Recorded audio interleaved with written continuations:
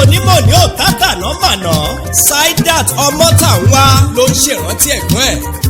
ó ní káre South Africa torí ọlọ́jọ́ bí òní Ibrahim Nífẹ̀mí Kẹ́ńsóní ló ń ṣọjọ́ bí ní gbogbo olùṣẹ́mì títì.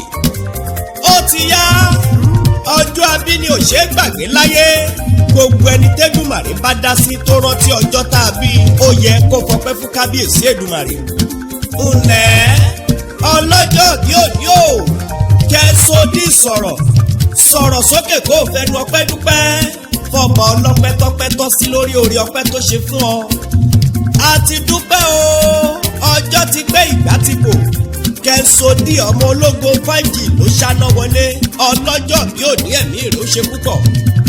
ó pọ̀ Kẹ́ńsóní ló ní kò kọ̀kẹ́ ọjọ́ òní ti bóun láyé àfi kájọ gbé bọ́dì sókè.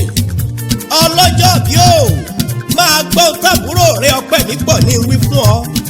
ó níre lójú owó rí kójú ẹ ó máa ríre ojú àṣà kì í rí bí tàòdì kì í rọrọ̀ a kì í bálé ayò láìkú o. Kẹ́ńsóní owó ńláńlá ni kó máa bẹ́ ẹ gbé ní gbogbo ọjọ́ ayé gbogbo òní mọ̀ṣì. Happy birthday to you Ibrahim Nífẹ̀mí Kẹ́ńsóní. Every 29 of November is your day.